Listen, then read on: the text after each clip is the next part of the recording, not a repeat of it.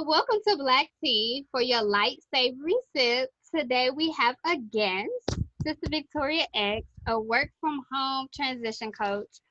She's a beautiful sister who is big on supporting others and who recently discovered her purpose, which is huge. So, welcome and thank you for being our first guest. So, to kick us off, Sister Larez is going to start. Yes, ma'am. We are still in our naturally beautiful discussion, and we're in chapter 3.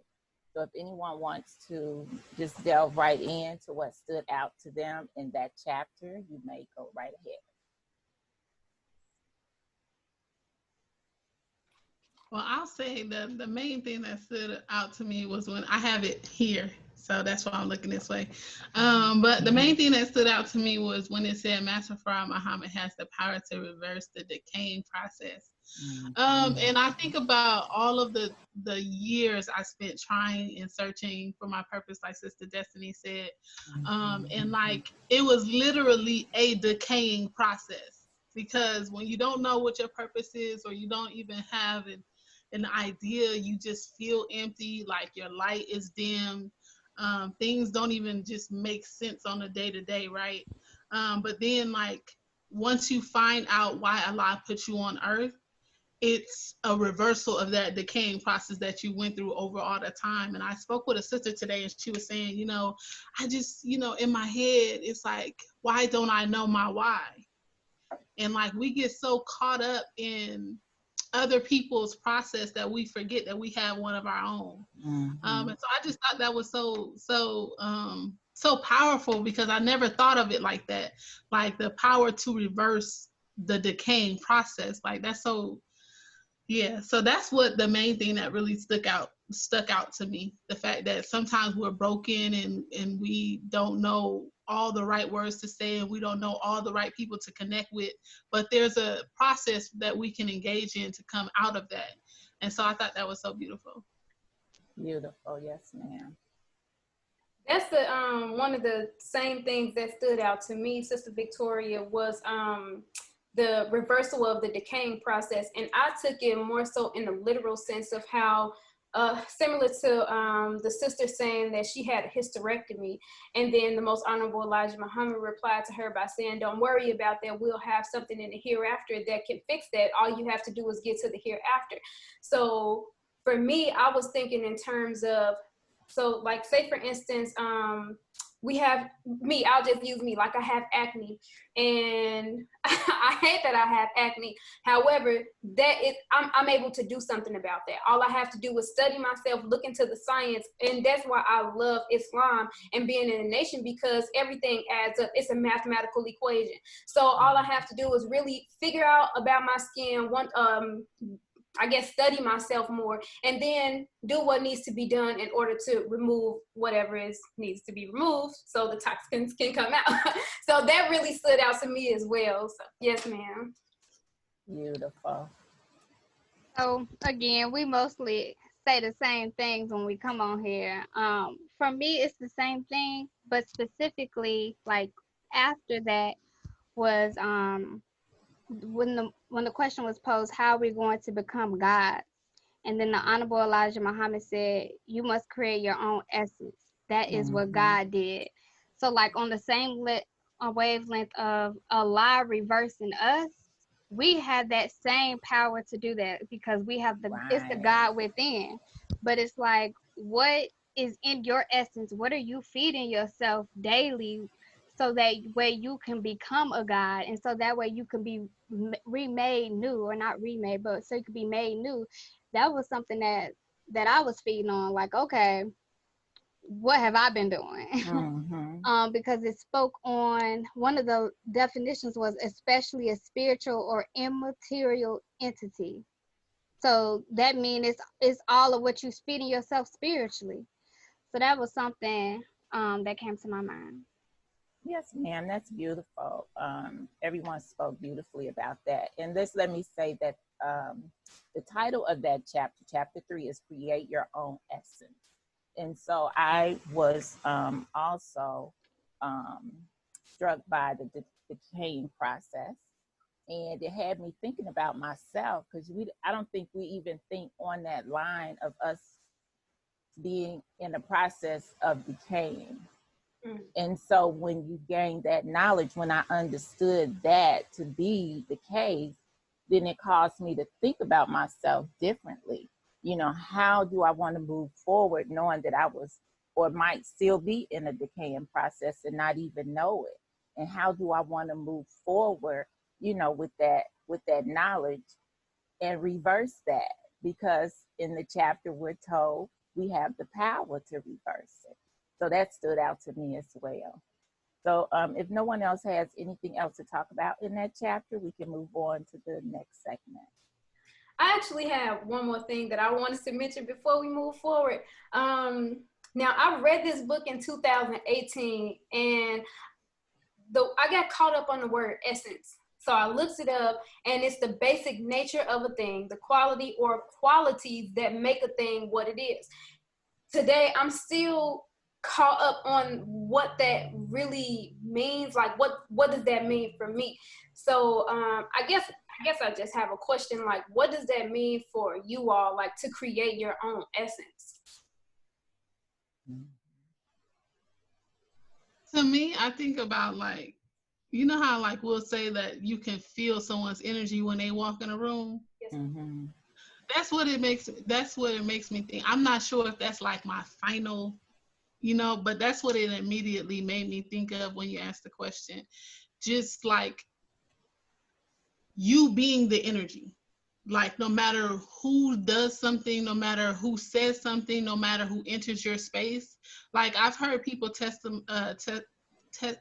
people's testimony about being in the presence of a minister, and it's like one of those presences where no matter who you are, what you're thinking, what you're feeling, you shift to his energy.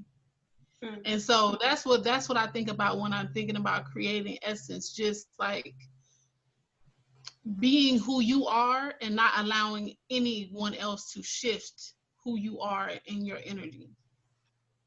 Yes, ma'am. Okay. Yeah, that's an interesting question, Sister Faith. And I don't know why, but the first thing came to mind to me was Essence magazine, because that was my go-to growing up. I had to have my Essence magazine. And then thinking about what that entailed, what was in that magazine, and it was all about the Black woman. It was about, you know, her style. It was about her mannerism. It was about our culture. So to me, that's what essence would entail.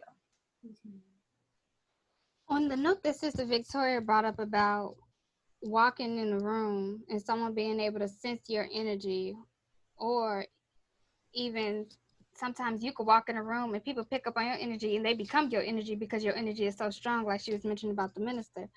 But it also made me think about something else. If you are not confident or strong enough in your own energy and your own persona, then you can take on everybody else's energy and not even know it, and you got an attitude and don't know why you got an attitude. But it's because you picked up on everybody else's energy and you're not in tune to be able to identify, like, this is not me, and you just sitting there like, I'm just sad. Like, you're not aware of your own emotions. So I think, like, that's something really key to be in tune with. But also I think that goes to your question, Sister Faith, of like how to create your own essence. You should be able to notice when you're shifting into a low energy and be able to pick yourself back up. Yes, ma'am. Does that answer your question from what we three just said? It answers my question. Yes, ma'am. Oh, y'all, thank you so much. Praise be to Allah. Yes, ma'am. Okay. Okay, for our next portion. So, Sister Victoria, this next portion is about according a lie. A lot of times we always thinking about our spouse, or people are courting, they think about their court mate. But when we do, we have time for God. So, in honor of it being the most honorable Elijah Muhammad's birth anniversary next week when this airs, the question that we have is, how did Master Farah Muhammad woo the most honorable Elijah Muhammad?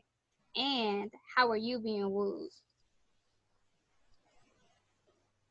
So you said the question is, I feel like I read it in the email, but how did Master Farad Muhammad woo the most honorable Elijah Muhammad, and how are you being wooed?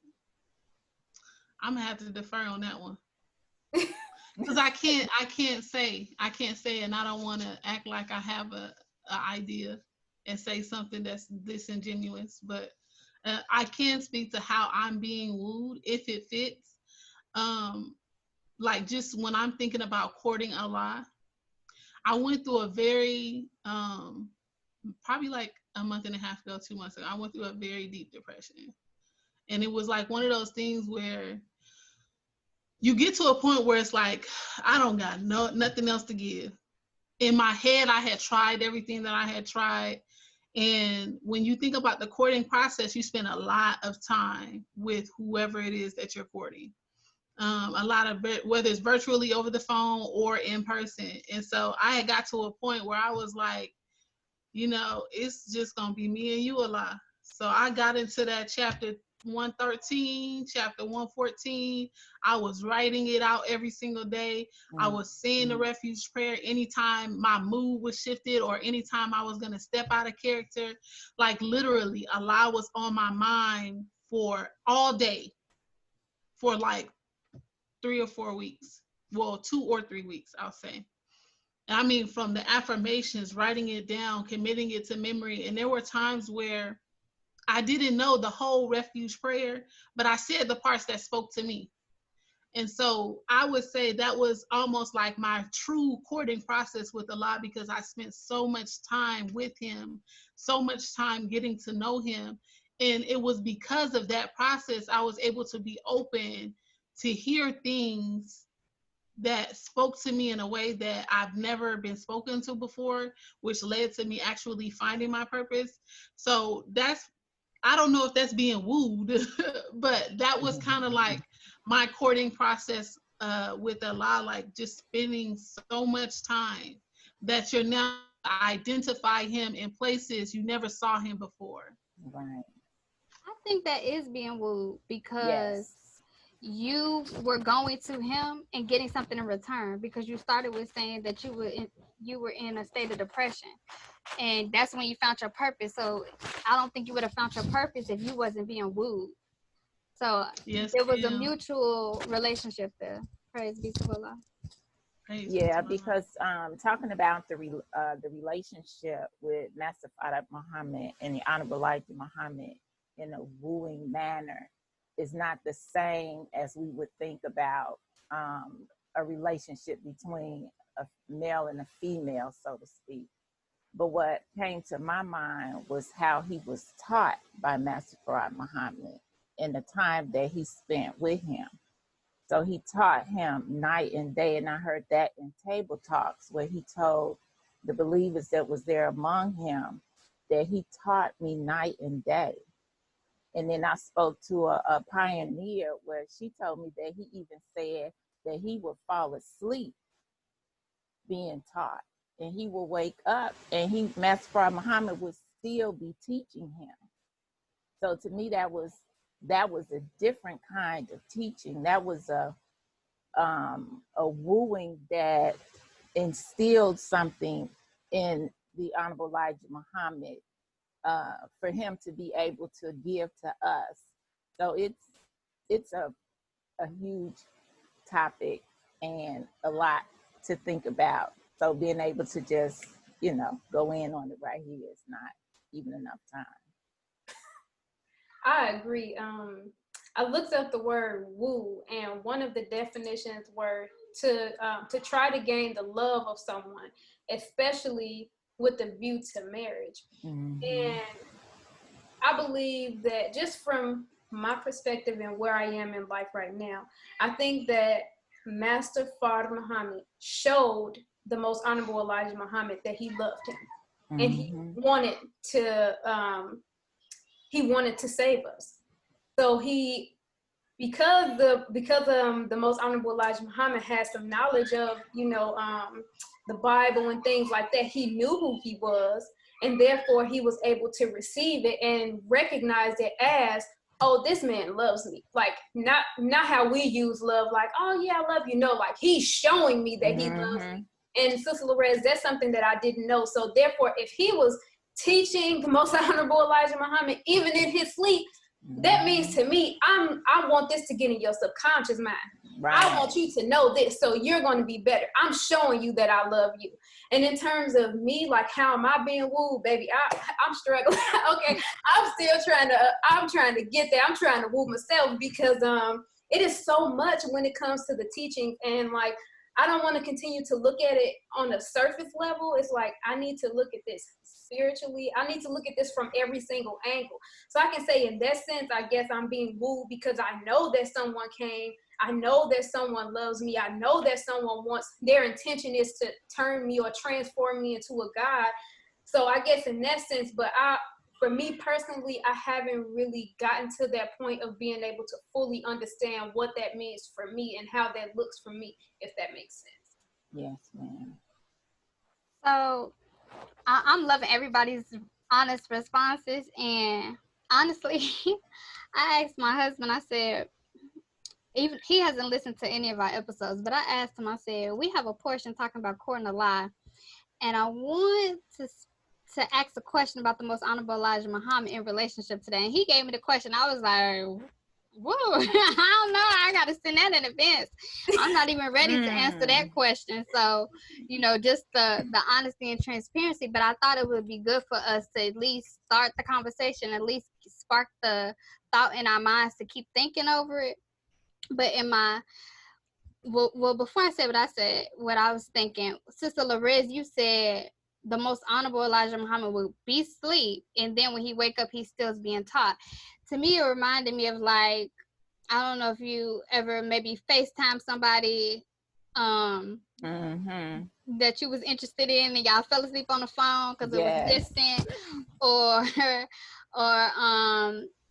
when you in the bed with your husband, y'all talking, and then you just go to sleep. Like, to me, that's the first thing that came to my mind. And I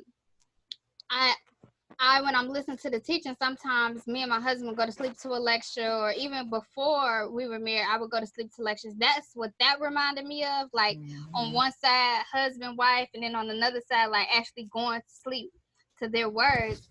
But in relationship to the question, what I think, because that's all I could do is think.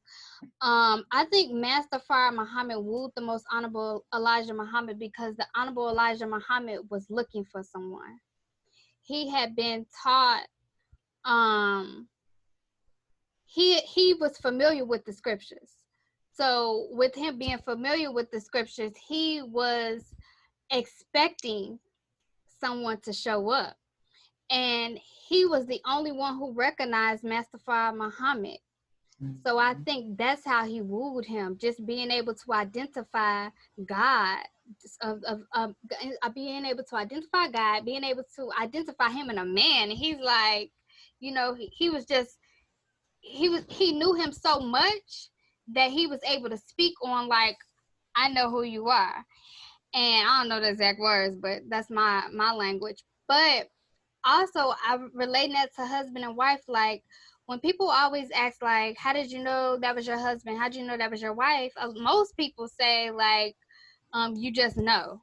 And that's what that reminded me of. Like, you will know by whatever you have been praying on, and you've been specifically praying, and then when that man shows up to you, you like, oh, is this my husband?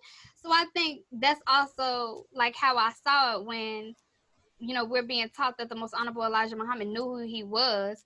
I think, to me, that's how he was being wooed. But anything else on the wooing part before I say about how I'm being wooed? That had me think about when you said that about husband and wife, how when you said, well, how did you know? And then the Honorable Elijah Muhammad was expecting someone. So if I'm expecting my husband to show up, then I want to be able to see, or I should be able to see, a lot in him. And that's what made me think about that when you said that, Sister Destiny. So I'm looking, oh, all right now. Say that again. That I should be able to see my husband, see a lot in my husband. Mm-hmm. You know, like you said, how do you know that was your husband? So beautiful. Were you about to say something? Yeah.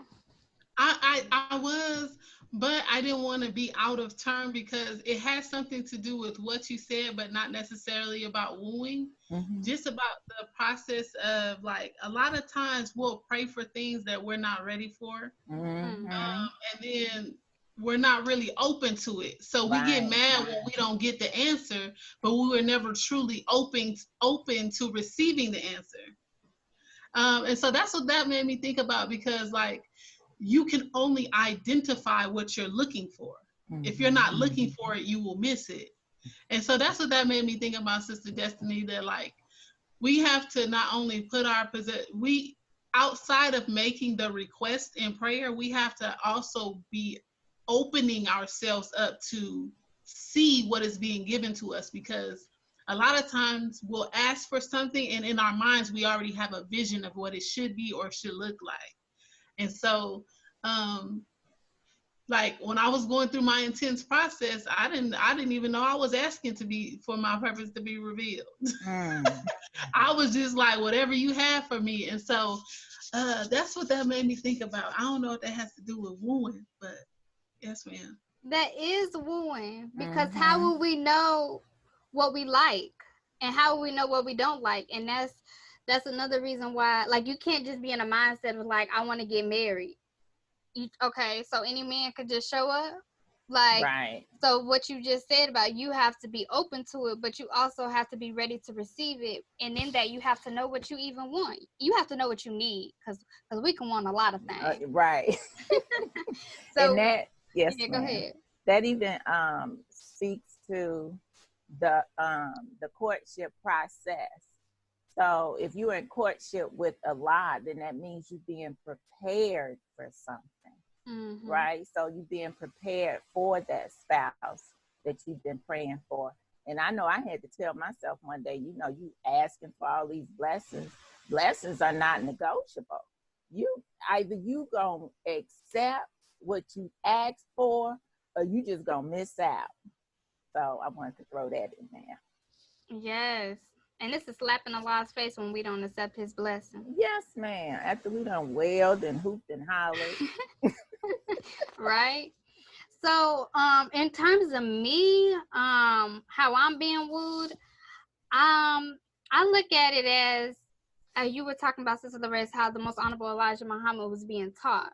But not only was he being taught, he was being made to become God, to become,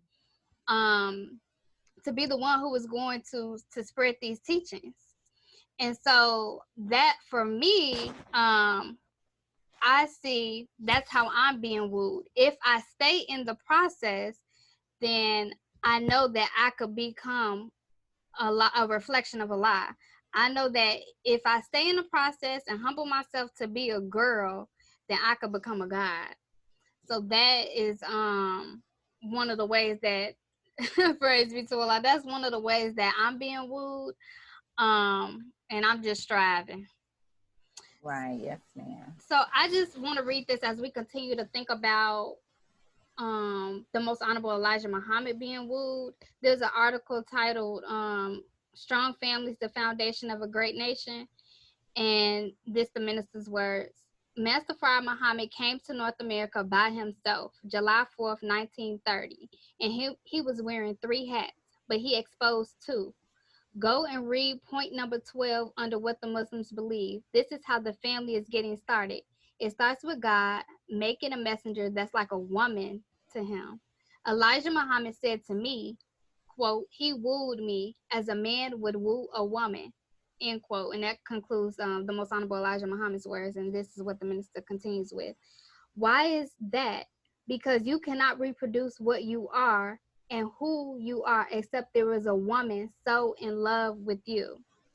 So there's some more in that he goes into about a woman being in love with a man, and he specifically says it's not sexual, but that Master Fard Muhammad was looking for a helper, the same way the Most Honorable Elijah Muhammad was looking for a helper as well, and he got the Honorable Minister Louis Farrakhan. So I thought that was important before we go on to have the minister's words there. Yes, ma'am. So now for maintaining peace, I'm still talking about the Most Honorable Elijah Muhammad. What's that face?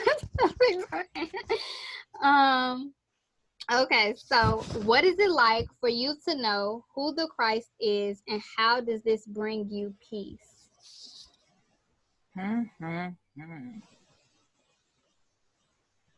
Who want to go first? Y'all still thinking?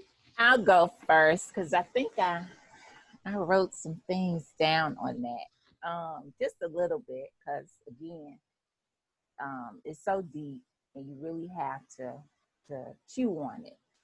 So to me, I thought about it, me knowing who the Christ is almost like me having a purpose, and it gives me a responsibility, having that knowledge, and which means that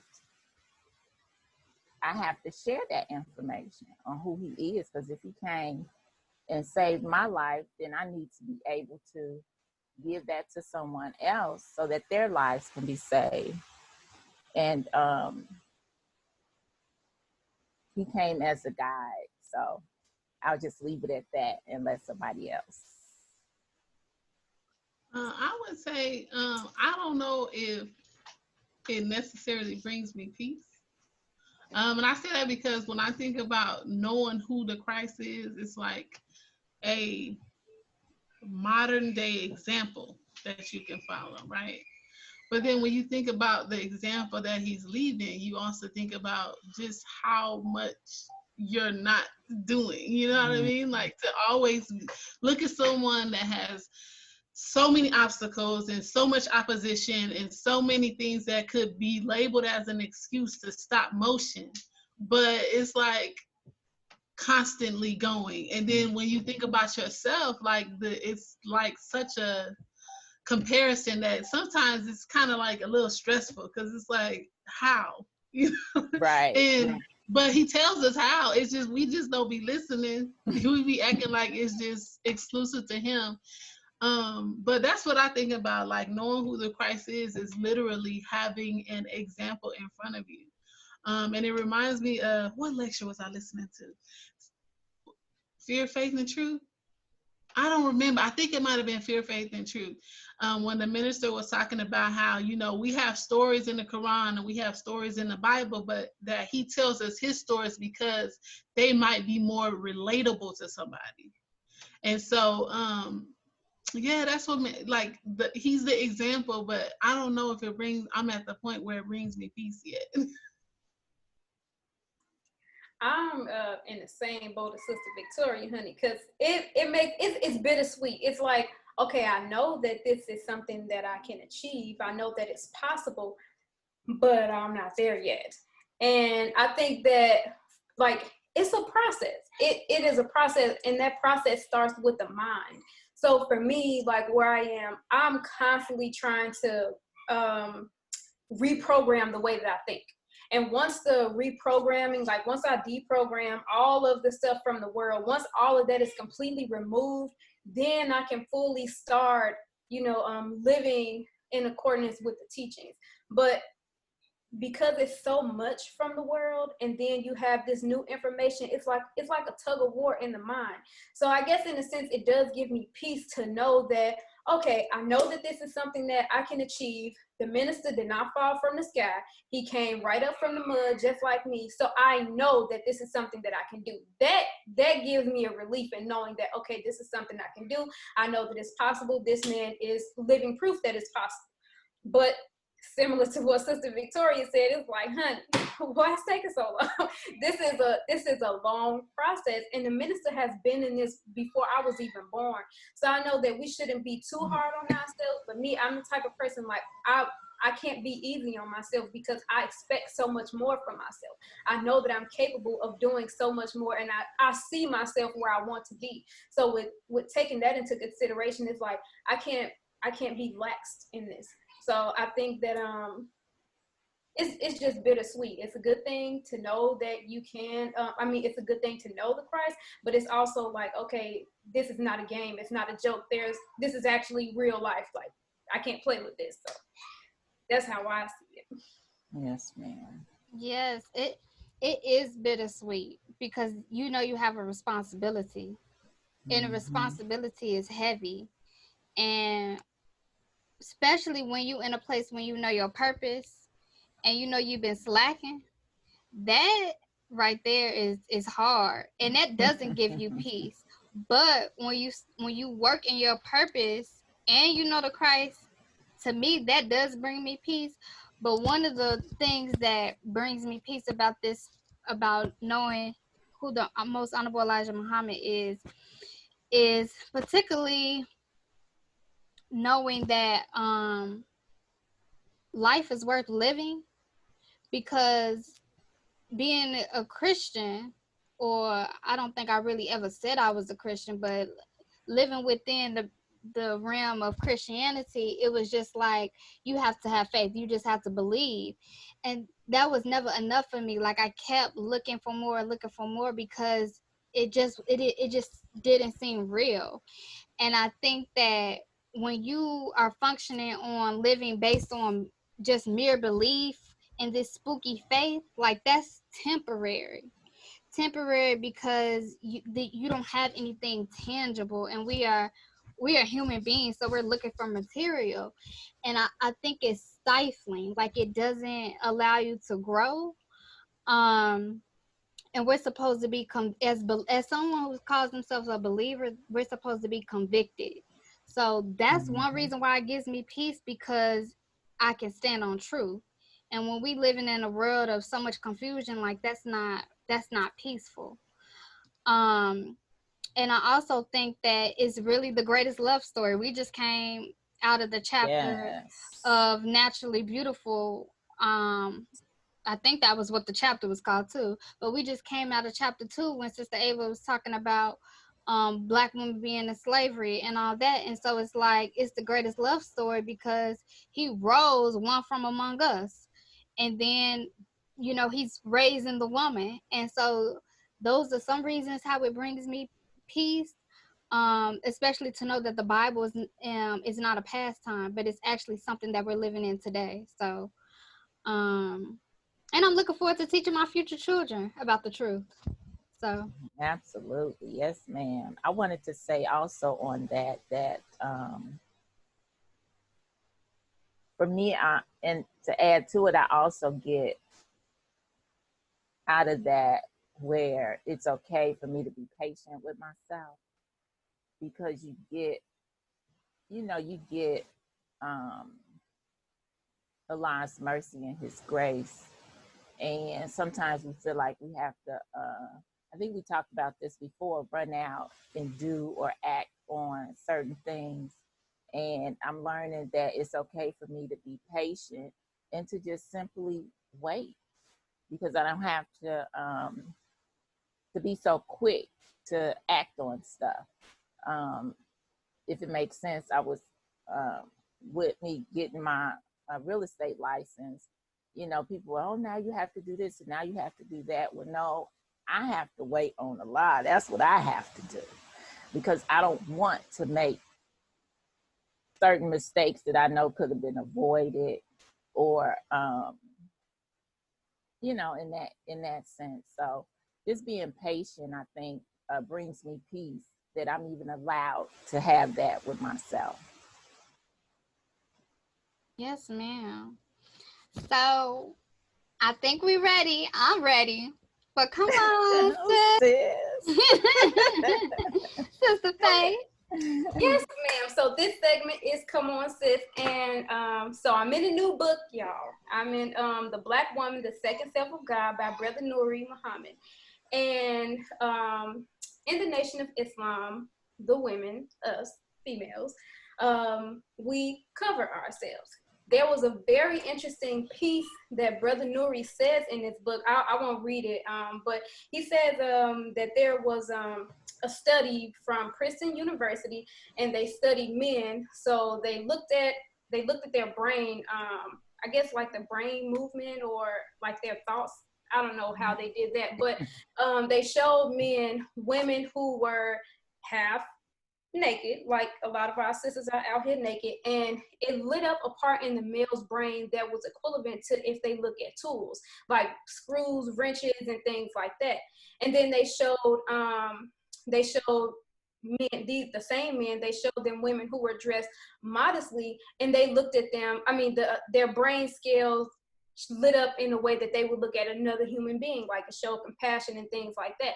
So my question for us is, I have two questions. The first question is, do we understand why we dress modestly as women? And the second question is, why do you personally choose, because it is a choice, why do you choose to dress modestly?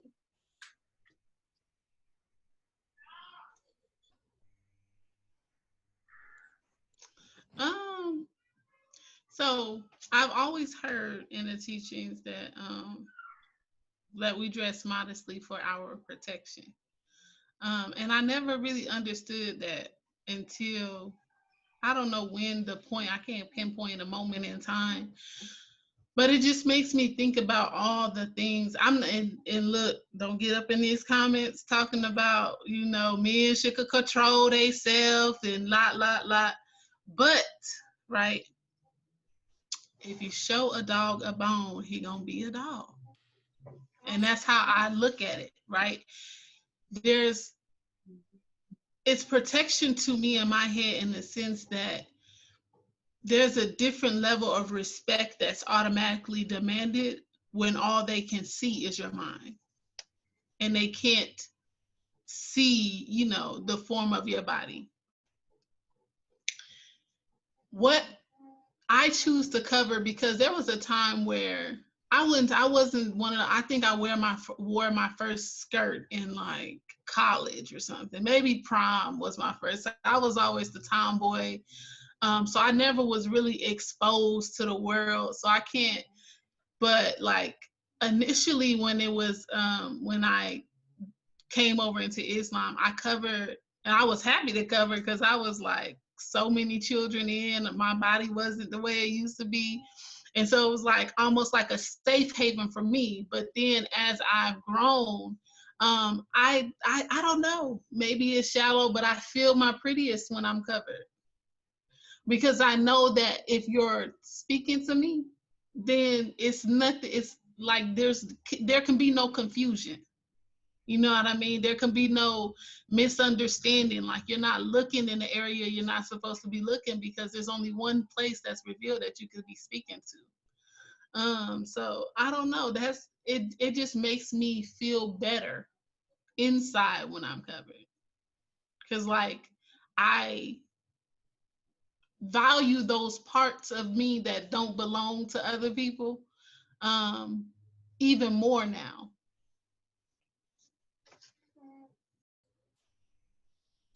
Yeah. Oh, go ahead, Sister Perez. Oh, no, ma'am. I was just saying that was beautiful, Sister Victoria. Yeah, that was beautiful. Every time modesty comes up, I can't lie. It reminds me of when I was in the office working, and it was these two white women. I don't know how we got on a conversation of modesty, and they both was like, I just hate the word modesty. Like, what is modesty? Why do we even talk about modesty? And they just started having their own conversation, and I was just looking at them like why are y'all having this conversation in front of me? And what is your point? Because I just felt they weren't having a conversation before. So why did you start having a conversation with me? But whatever, I didn't get into that. I just, went about my business. But every time, not every time, but if a question is brought up specifically around how you phrase this is the faith, sometimes I start thinking about that. So I just had to say that. But this is an interesting question to me because I always have to look more deep into it, because it's not surface level, and it's like, do I really understand why we cover modestly? And I don't want to say that I understand it, But I do agree with Sister Victoria. Like it actually makes me feel really beautiful. It makes me feel confident when I'm covered. Um, and in terms of the main point that Sister Victoria said, the person who you're speaking to, that's the main thing that they're focused on. Unless they've never seen us before, then they're like just in awe that they probably not listening to what we're saying, because that does happen too, honestly. When we really wear our garments and our headpiece, you know, people are just like, where did you get that? Where are you from? You're not from America, you know. And it's like, hey, I am. So I don't think I really have an answer right now, Sister Faith. I mean, I just know it's for our protection. Yes, ma'am. Sister Lorraine. Yes, ma'am. Our protection.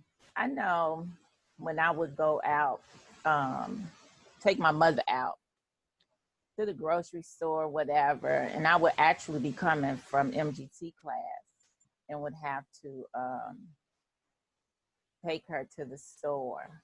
And so it put me in a different mindset because my mother's elderly and she's not really paying attention to what's going on around her, right? So I know I have to be on post and make sure that she's safe, even if she's not thinking about her safety. Now, my mother does not like me being a Muslim.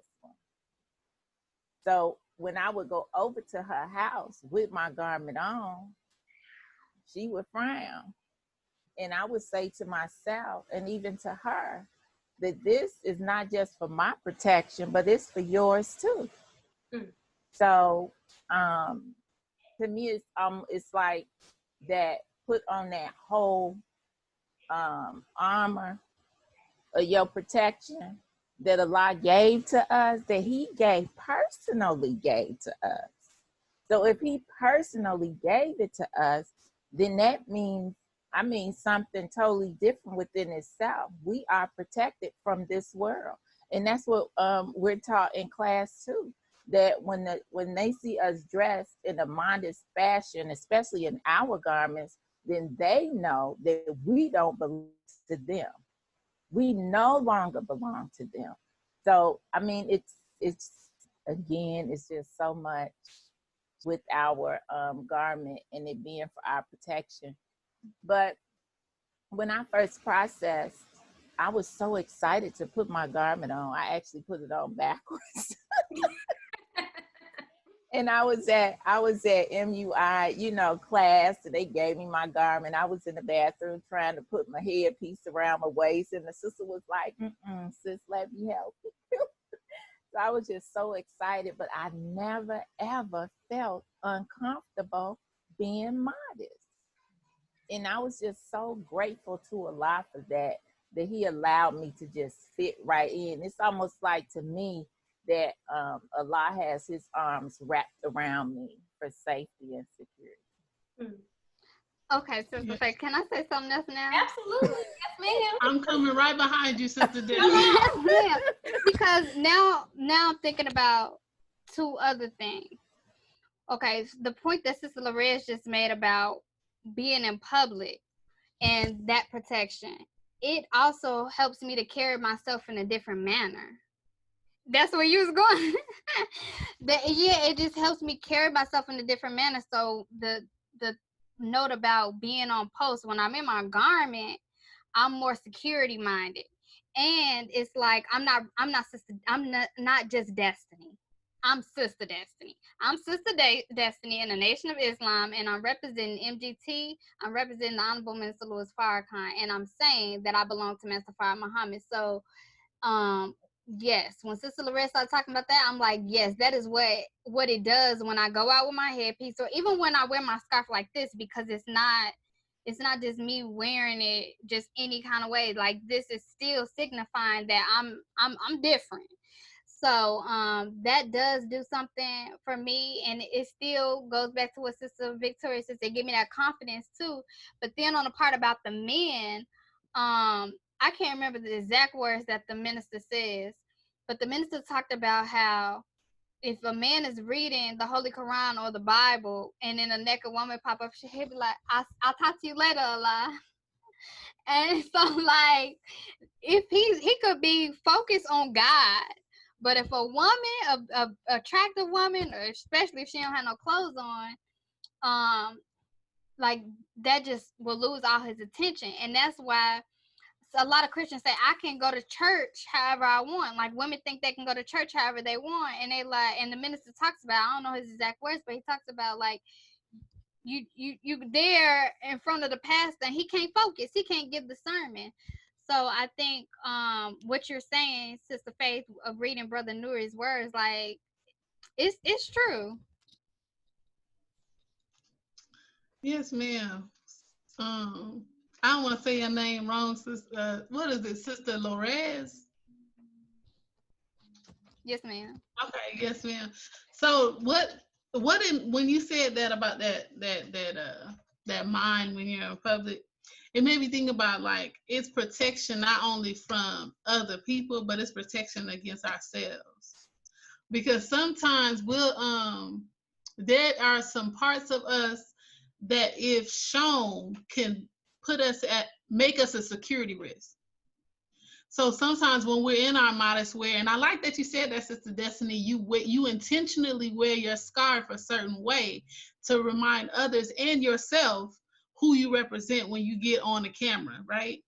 And so when we are in our garment, or we're in our modest wear, or however we decide to wear our head wrap, it's a protection. It's protecting us from those thoughts and those actions and those characteristics that we often will release when we're at home.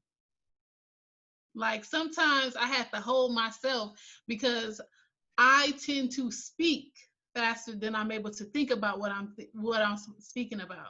But it's a different process when I'm in my full garment.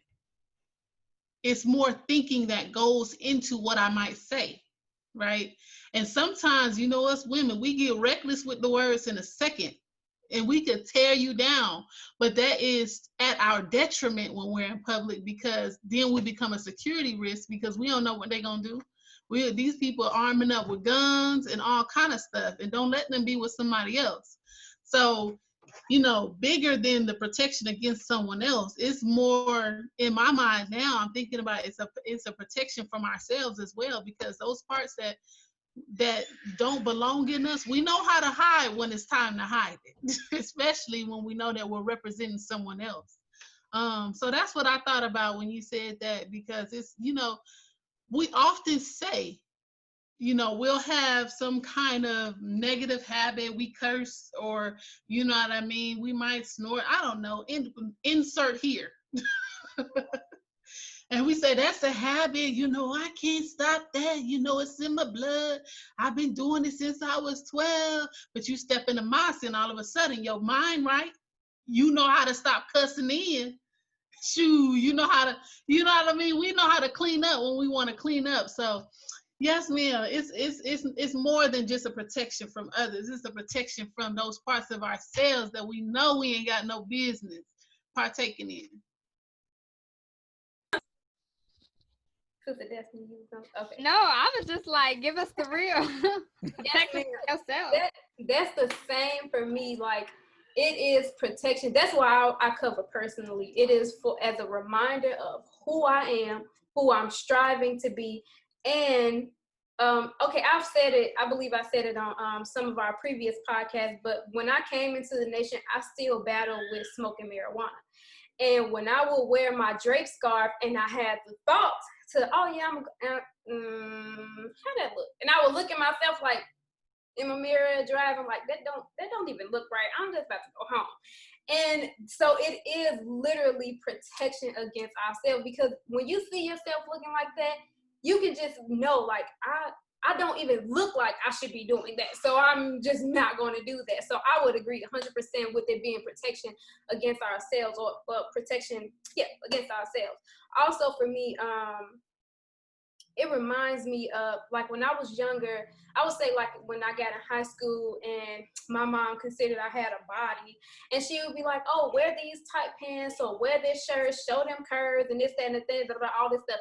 And I always felt uncomfortable. I'm like, I didn't like that attention that I got from guys. You know, they, oh, hey, little mama, hey, Shawty, all this stuff. And I'm just like, please, just leave me alone.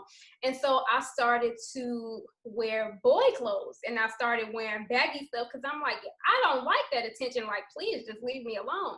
And so, so then I went through that whole phase of dressing like that, and I carried myself differently. I started to, you know, be more masculine and boyish because I'm dressing like a boy. So then I went through another phase from being in the mosque, and it's like, wow, like I would see the sisters and I'm like, they look like women. Like I always had this idea in my mind of what a woman is or looks like. And when I went to the mosque, I'm like, these sisters look like women and I want to look like that. I want to look like a woman. So now personally, I choose to cover for an abundance of reasons. But also when I was reading this book, it made me think about it differently. And I know, like, I can look back at it now and realize that, man, I didn't like that attention that I got from men. Like I wanted them to talk to me, or if they were attracted to me, talk to me based on what I have up here. Like, I don't want you to be attracted to my body. One, I'm not going to do anything with you because I'm scared. And two, I don't want you looking at me that way. So, so after reading this, it's like, okay, 75% of the work is with the woman. And we have to elevate ourselves first. We have to elevate ourselves first within our own minds. And then once we truly understand that and accept that fully, because I'm not fully there yet, but then we'll be able to elevate ourselves in our brothers' minds, and they will not look at us as a plaything or just something they can just dibble and dabble with, and then when they're done, just throw us back to the wolves. So that's for me personally, why I choose to cover. And then when it comes to our protection, I actually put on my notes aside from protection, because we say that, and I've heard so many sisters say, oh, it's for our protection, for our protection. I'm like, well, why do you personally do that? And there was one time in class, I do not remember the sister's name, but I'm going to remember so I can ask her if it's okay if I share her name. But she was saying that she had on her headpiece and she was putting her children in the car, and the guy was walking up behind her as she was putting her children in the car. She turned around, saw him. She said he looked like he was looking spooked, and then he just walked away. And I was like, wow, like that was an instance where your garment is a protection, because you don't know what that brother was going to do. And I can't even imagine how she felt. But based on the simple fact that this is our protection, it's like, wow, like I never experienced anything like that. But just her being able to share her story, like it was like, wow, like it really is our protection, because we don't just have that garment on, baby. It's a whole bunch of stuff that go on up under that. So we're going to be fighting. You probably never get to what you're trying to get to in the first place. So I'm just grateful. I'm sorry. I'm just really grateful for the teachings of the Most Honorable Elijah Muhammad, and even for just letting it be known that we are worth something more than our bodies. Like that is just, to me, that's like the ultimate blessing, to know that I am not what the world says I am, just just a snatch. I'm more than that. I'm more than that. So yes, ma'am. Did you all have anything else to say to that before I move on to the next segment? No? Okay. Okay, yes, ma'am. So the last segment is self-care. Now, since we've all been pretty much talking about like our minds, how we've been thinking, the restoring the decaying process and everything like that, earlier somebody mentioned, I believe it was Sister Victoria, but I'm not entirely sure, but someone mentioned yeah, it was Sister Victoria when she said that she used her covering like it was like a scapegoat to an extent. So like it was like, oh, okay, I'm happy to do this because I don't like where I'm at. So in terms of self-care, and then with taking Naturally Beautiful, the words from Naturally Beautiful, what could we do personally to restore our decaying process in terms of what we do not like about ourselves, or what we could enhance? I don't want to say don't like, but what we could enhance, about ourselves. How does that look for you? What would you don't have to get too personal if you don't want to, but yeah, how does that look for you? What would you like to enhance, if you want to enhance anything? And it doesn't have to be physical. It could be anything. So I have one, and sometimes I always like triple check or triple think about, do I want to share this? Because I remember I shared it one time in MGT class, and some of the sisters just looked at me like I was crazy. But it's a reality. In chapter 2 of what we was talking about last week about weighing properly, there's a flip side to that. So what I do to say the words one more time, Sister Faith. Enhance? What I do to enhance, but enhance what in particular? I'm sorry. No, yes, ma'am. Just to enhance anything in regards to your body, physically or mentally, whatever you would like to enhance. So what I do to enhance myself mentally, spiritually, is fast. Like fasting has helped me just tremendously, especially like because since being here in Georgia, I have like struggled with anxiety, struggled with depression, and I stopped fasting. But when I got on the track of fasting, that has just been helping me. But because I stopped fasting in the past, now I'm struggling with maintaining and not weight because my size doesn't change, but I lose inches. So if I get on the scale, it's not going to say that I have lost any weight, but you can see that I've lost weight. And so what I'm doing to balance the enhancing now is working out. And I don't like working out inside the home. So that's a struggle. And I don't like working out. I don't like going running and stuff by myself. So my husband's been doing that with me. But the reason why I started off by saying I think about talking about this all the time, because a lot of times sisters are focused on weighing properly. But there's another side where it's like I'm fasting and I don't want to look like I'm disappearing. so it's important. I think it's important to speak on, and I'm getting more comfortable speak in my mind. This is my first time speaking about it publicly, but I'm getting more comfortable with the thought of speaking about it because with working out, I feel my body getting stronger again.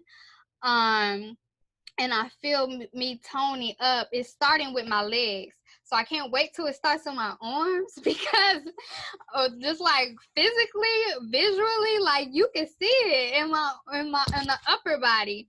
So I'm hoping that comes back. And but that is one area that really helps me. But I'm working on a balance of looking healthy because physically I feel healthy. I feel good. I have a lot of energy. I could think better, and I've actually been a lot more productive.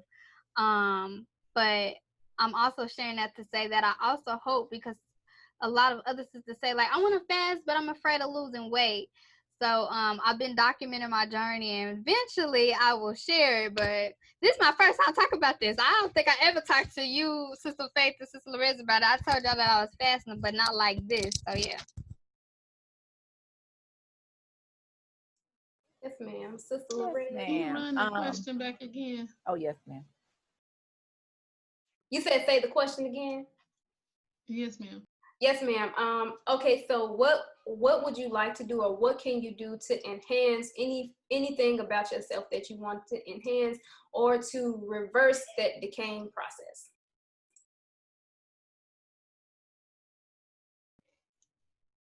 Sister Loretta, where you gonna go? Okay. And it sounds so spooky now on the other end, but I would truly say some form of affirmation. And I say that because to me, in my mind, prayer translates to affirmation as well. And I believe that affirmation, I'm trying to talk low because my husband's working. Affirmations are prayers to your inner God to wake up. That's what I believe. Because it wasn't until I started affirming myself, it wasn't until I started praying out loud that everything started clicking more for me. So I used to think affirmations were spooky, but as I started to implement them in my, process, I've come to see them to be very helpful. Yes, ma'am. That's beautiful. Affirmations connected with prayer. For me,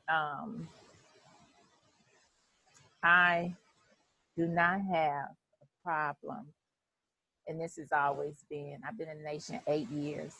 I've never, ever had a problem fasting during Ramadan. That was an ease that Allah has gave to me coming in. And now I'm understanding why. I have an issue fasting outside of Ramadan.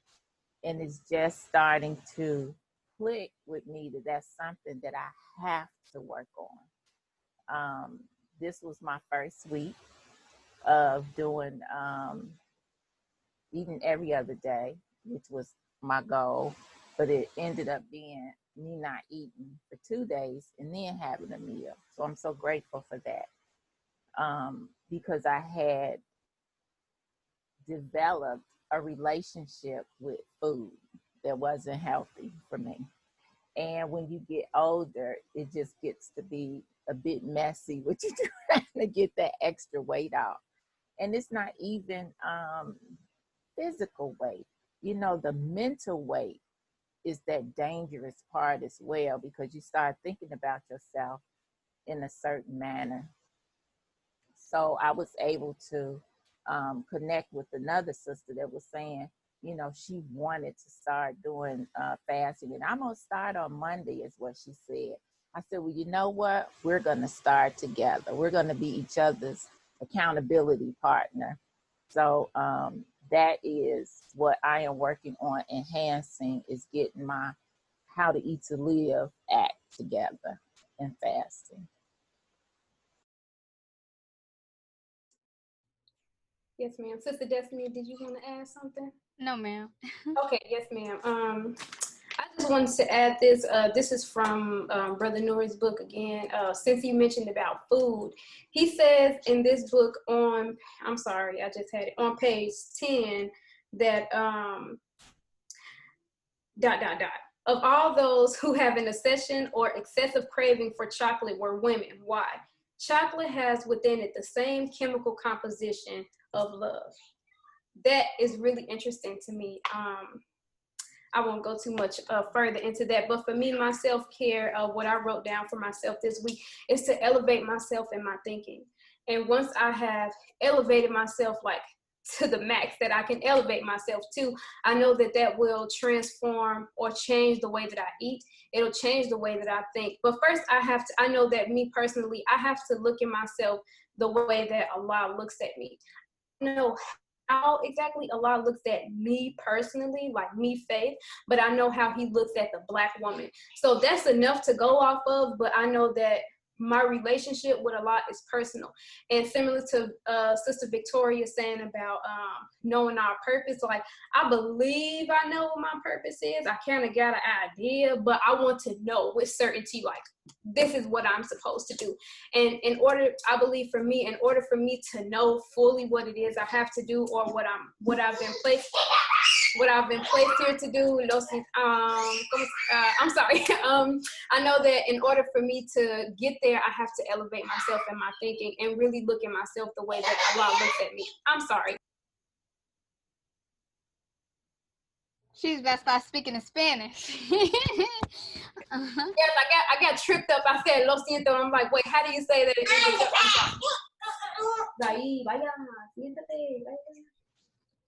Okay. So, I'm sorry.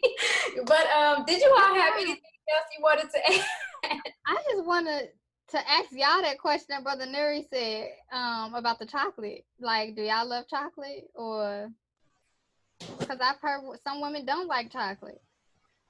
I don't love chocolate, but y'all, don't judge your sister, okay? I'm not there yet, okay? I'm not there. I love turtles, honey. I love me some turtles, and I know we're not supposed to eat this. I love turtles, and I didn't, like, after I read that, Wait, sis. Are we talking about candy? Yes. When she read something, Damn, I was like, turtles. Hold on. Now. I think that's a Chicago thing. Oh like Fannie Mae and turtles. That's what, like chocolates and peanuts, right? It has cashews, cashews, caramel, and chocolate. That is It is so delicious. Oh my gosh! And they're just so good. But I didn't really know anything about relating it or having anything to do with love. But now, after knowing that, it's like, yeah, it makes sense. I can see that, honey. I love me some turtles. You got to get some. Oh, you want me to send you some? Because they so good. It's so funny because most women start craving chocolate around their menstrual. And that's usually when we get the least amount of love because we don't even want to be touched. So that makes sense that we would crave love during a time when we receive it the least. yes. Wow, that's deep. I never thought about that. Yes, ma'am. That was. Yes, ma'am. Do you all have anything else you want to add? Sister Rez, you don't be craving no chocolate, sister? I am past that stage.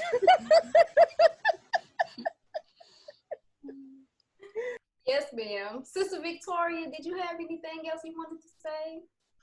I would just, because this is new for me, I would just urge us to continue to strive and look for our purpose and figure out why. The why is important. The why is so important. It gives you a new life, if I can put it that way.